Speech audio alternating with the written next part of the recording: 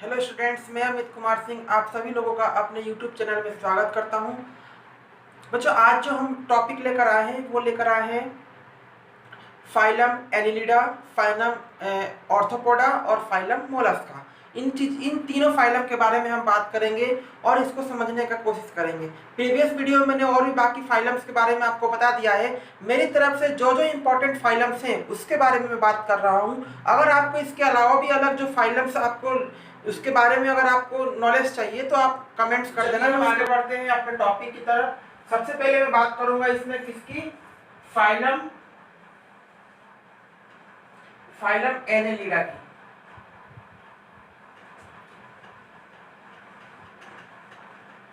Phylum Annelida यानी संघ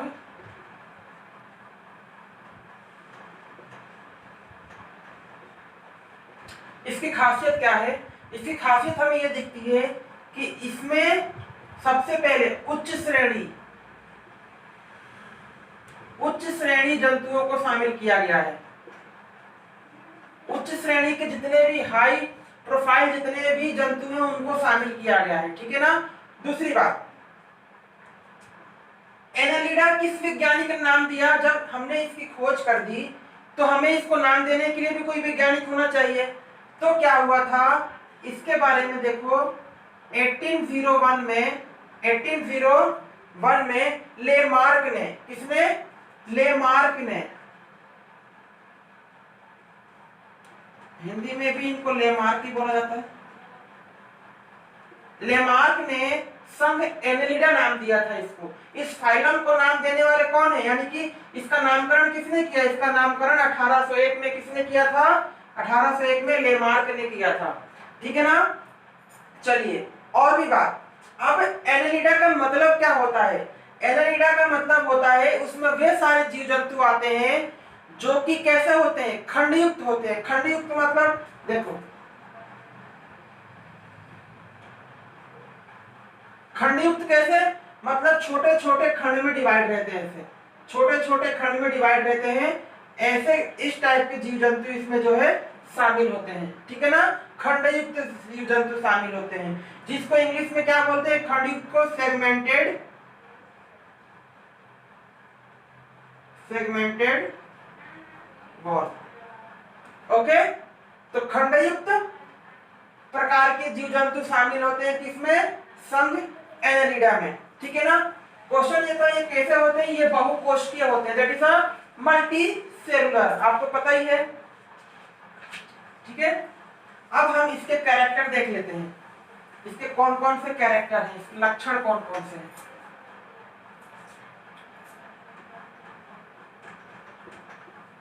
बहुकोष्ठीय है, ये आप सभी को पता ही है। रहते कहाँ है? तो ये गीली मिट्टी में, कहा? गीली मिट्टी, स्थल क्षेत्र तथा जल क्षेत्र, ठीक है ना। कहाँ कहाँ रहते हैं? गीली मिट्टी में रहते हैं, स्थल एरिया में रहते हैं, लैंड एरिया में रहते हैं, और एक्वेटिक एरिया में भी ये कहाँ रहते हैं? यह नहीं, इसमें जो जीव जंतु आते हैं इन स्थानों पर हमें ज्यादा देखने को मिलते हैं, ठीक है ना। इनका शरीर का आकार कैसा होता है? इनका शेप कैसा होता है? शेप होता है द्विपार्श्व। द्विपार्श्व त्रिकोणीय, मुख्य रूप से इस टाइप के हमें ये जीव जंतु देखने को मिलते हैं। तो इनका आकार, इनके शरीर का आकार कैसा होता है? द्विपार्श्व होता है, और कैसा होता है? त्रिकोणीय होता है, ठीक है ना। और क्या हमें देखने को मिलता है? इनमें जो होता है पाचन तंत्र, जो पाचन अंग होते हैं, पाचन अंग जो होते हैं वो विकसित होते हैं। कैसे होते हैं? जो पाचन अंग होते हैं वो विकसित होते हैं, मतलब कि जो डाइजेस्टिव ऑर्गन्स होते हैं these are developed, okay, because it is a multicellular organism, okay, and tissue is also developed। इसमें क्या उत्तक भी कैसे होते हैं? उत्तक भी, क्योंकि जब उत्तक विकसित होंगे तो जाहिर सी बात है पाचन अंग भी कैसा होगा? विकसित होगा। तो उत्तक भी कैसे होते हैं? विकसित होते हैं, ठीक है ना। उत्तक भी कैसे होते हैं, विकसित होते हैं। इनमें रक्त यानी कि रक्त ब्लड कैसा होता है, ब्लड इसमें कैसा होता है, लाल होता है, लाल रंग का होता है, ठीक है ना। ब्लड कैसा होता है, इसमें लाल रंग का होता है। अब इसमें सबसे इंपॉर्टेंट बात ये आती है कि इसके अंदर उत्सर्जन कैसा होता है, उत्सर्जन किस अंग से होता है, मतलब इसमें अपने हानिकारक पदार्थों को किस अंग के द्वारा बाहर निकालते हैं, तो उसका आंसर क्या है, नेफ्रिडिया। क्या है, नेफ्रिडिया उत्सर्जन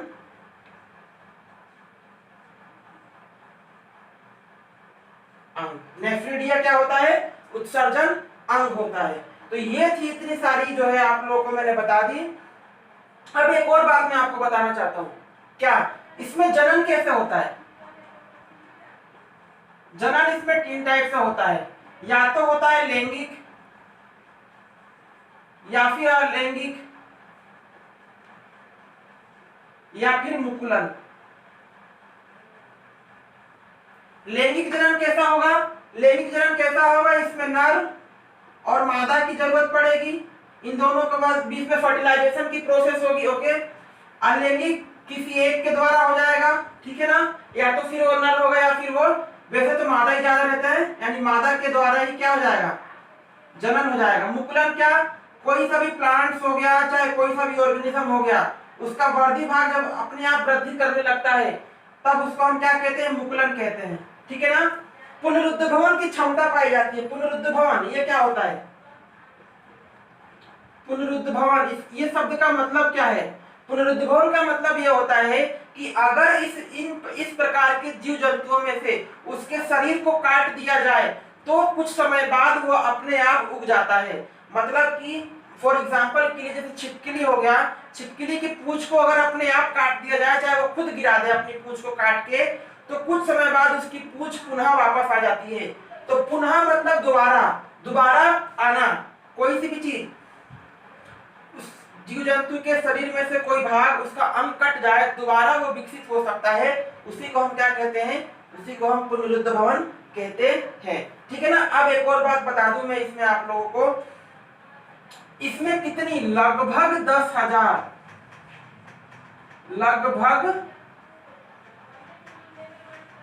10,000 जातियां पाई जाती हैं। लगभग कितनी, 10,000 जातियां पाई जाती हैं, किसमें, संघ एनेलिडा में, ओके। तो ये थी आप लोगों के संघ एनेलिडा के बारे में कुछ टॉपिक्स पर मैंने आप लोगों को बताया।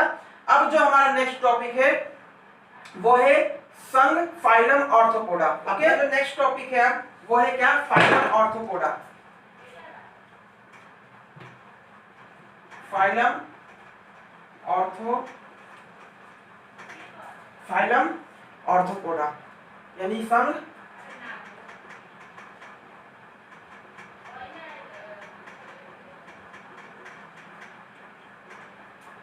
ऑर्थोपोडा। सन 1845 में, सन 1845 में किसने, वॉन शीवोल्ड ने,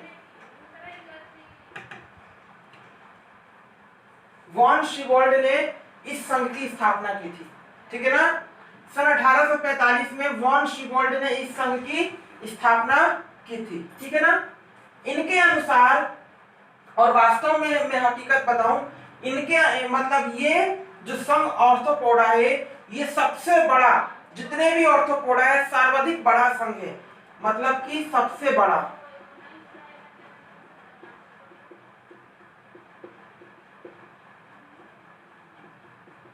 सबसे बड़ा क्या है, संघ है। इसमें लगभग 9 लाख प्रजातियां समाती हैं, ठीक है ना। 1845 में वॉन शीवोल्ड ने संघ ऑर्थोपोडा नामक संघ की स्थापना की, सबसे बड़ा संघ है, लगभग 9 लाख प्रजातियां हैं, ठीक है ना। ये पूरे जितने भी वर्ल्ड में जितने भी वर्ल्ड में जीव जंतु पाए जाते हैं, जितने भी जीव जंतु पाए जाते हैं, उस 100% में से 85% जीव जंतु संघ ऑर्थोपोडा में आते हैं। ठीक है ना? जितने भी संसार में जीव जंतु पाए जाते हैं उनमें 100% में से 85% are include in the phylum of Arthropoda. Okay, दूसरी बात, इसमें जितने भी जीव जंतु होते हैं, जितने भी जीव जंतु होते हैं वो सभी आवासों में जहां रखो वहीं रह जाते हैं। सभी आवास, सभी आवासों में पाए जाते हैं, जहां रखो वहां रह जाएंगे। ठीक है ना? अगर उनको एक्वेटिक एरिया में रखना है तो एक्वेटिक एरिया में रह जाएंगे, अगर उनको रेगिस्तानी एरिया में रखना है, रेगिस्तान में रखना है तो वहां रह जाएंगे, अगर उनको हमें फॉरेस्टिकल एरिया में रखना है तो वहां रह जाएंगे, लैंड स्क्वायर में रखना है तो लैंड स्क्वायर में रह जाएंगे। मतलब उनको जहां रखना है वो रह सकते हैं। तो जीव जंतु सभी आवासों में पाए जाते हैं। ठीक है ना? चलिए अब इसके हम कैरेक्टर देख लेते हैं, कैरेक्टर क्या कहते हैं। ठीक है, चलिए लक्षण, इसके लक्षण क्या कहते हैं। लक्षण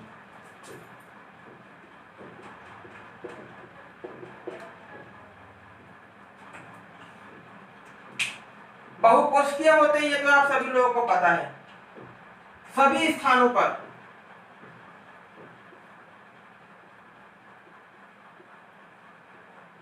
सभी स्थानों पर जल थल नभ में पाए जाते हैं। ठीक है ना? सभी स्थानों पर पाए जाते हैं। कुछ कैसे होते हैं,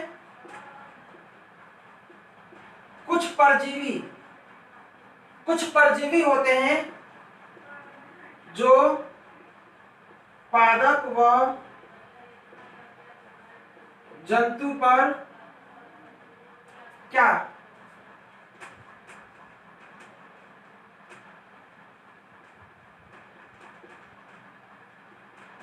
उपस्थित होते हैं। ठीक है ना? मतलब कि क्या क्या कह रहा है कि ये क्या है, some arthropoda that is the biggest phylum of the world. Okay, ये इसमें के जितने भी ऑर्गेनिज्म है दैट आर ऑल एक्वेटिक, और ऊपर भी पाए जाते हैं, आसमान में भी पाए जाते हैं, उड़ते भी हैं, मतलब चारों तरफ जहां रखो वहीं पर रह जाते हैं वहां पर। और कुछ कैसे होते हैं, कुछ परजीवी होते हैं जो कि पादप और जंतु के शरीरों के ऊपर उपस्थित रहते हैं। तो ये क्या है, इसका पहला लक्षण है। ठीक है ना? अब हम दूसरा क्या कहेंगे, इनका शरीर क्या होता है। इनका शरीर 3 हिस्सों में बटा रहता है। इनका जो शरीर होता है वो 3 हिस्सों में बटा रहता है। पहला सिर, धड़ और उदर। मतलब कि सिर होता है इनमें धड़ भी होता है और इनमें उदर का मतलब होता है पेट, स्टमक। ओके, तो पेट, सिर, धड़ और पेट में इनका शरीर कैसा होता है, बटा रहता है। तो हम कह सकते हैं इनका शरीर 3 स्तरों में बटा रहता है। ठीक है ना? तो लिख लो, इनका शरीर 3 स्तरों में बटा रहता है। इनका शरीर 3 स्तरों में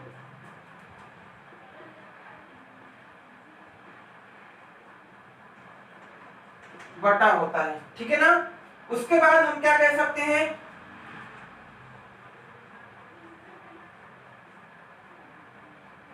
संपूर्ण पाचन तंत्र पाया जाता है।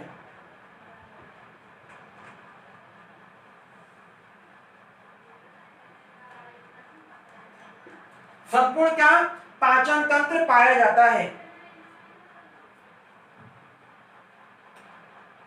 इसके अलावा मैं आपको एक और बात बता दूं, जो इनमें श्वसन होता है, जो इसमें श्वसन होता है वो क्लोमों के द्वारा होता है। किसके द्वारा, क्लोमों के द्वारा होता है। क्लोमों के द्वारा होता है। श्वसन किसके द्वारा होता है, क्लोमों के द्वारा होता है। निषेचन कैसा होता है इनके अंदर,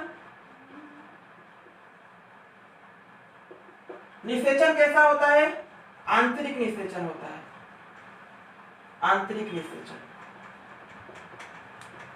आंतरिक निषेचन का मतलब कि जैसे कि बड़े बड़े जीव जंतुओं में निषेचन होता है ना, उस टाइप से इसमें निषेचन हमें देखने को मिलता है, यानी कि आंतरिक निषेचन होता है।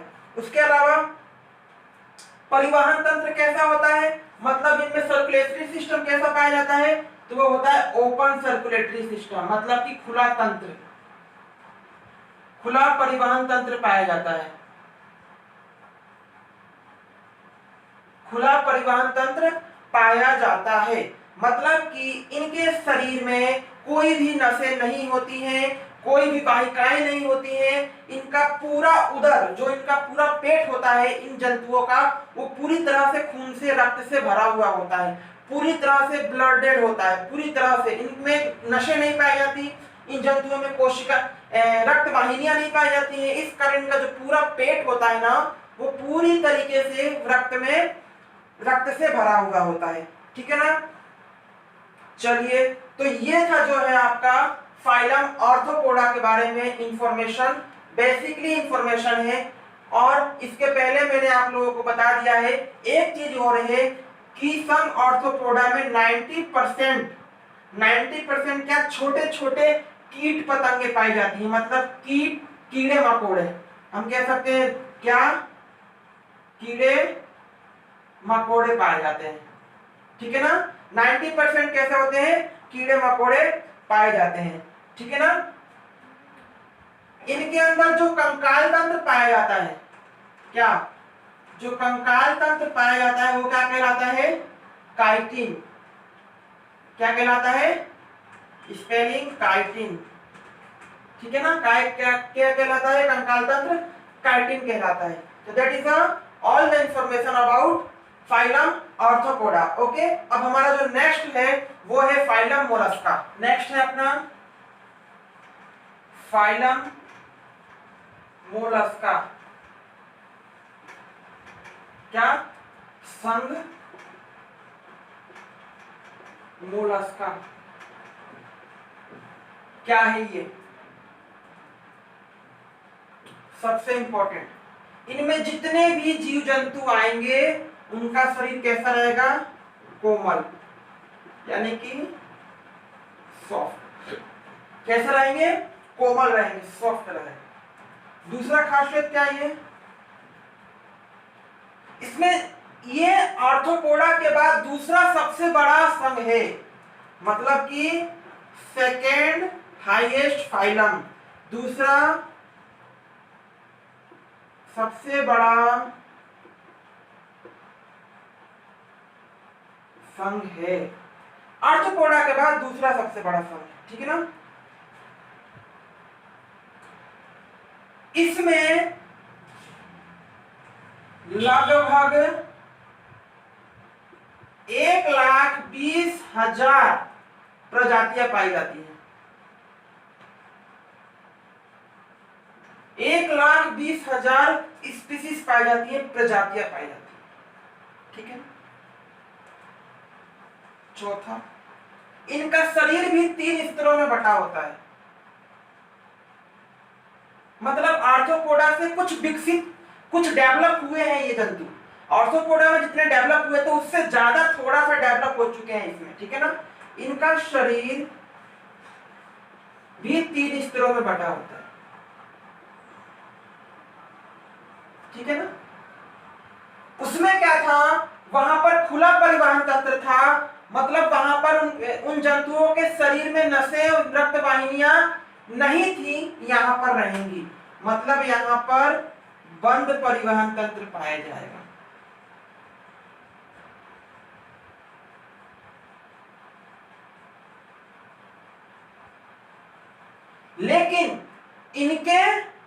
लेकिन जो होगा, इनका जो रक्त होगा, इनके जो ब्लड का जो कलर होगा वो कैसा होगा, नीला होगा। कैसा होगा, नीला होगा, मतलब इनका रक्त कैसा दिखाई देगा, नीला कलर का दिखाई देगा, ठीक है ना। इसमें भी जो श्वसन होगा उस अंग का क्या नाम होगा, क्लोम, यानी क्लोम के द्वारा इसमें क्या होता है, श्वसन होता है, ठीक है ना। उसके बाद क्या है,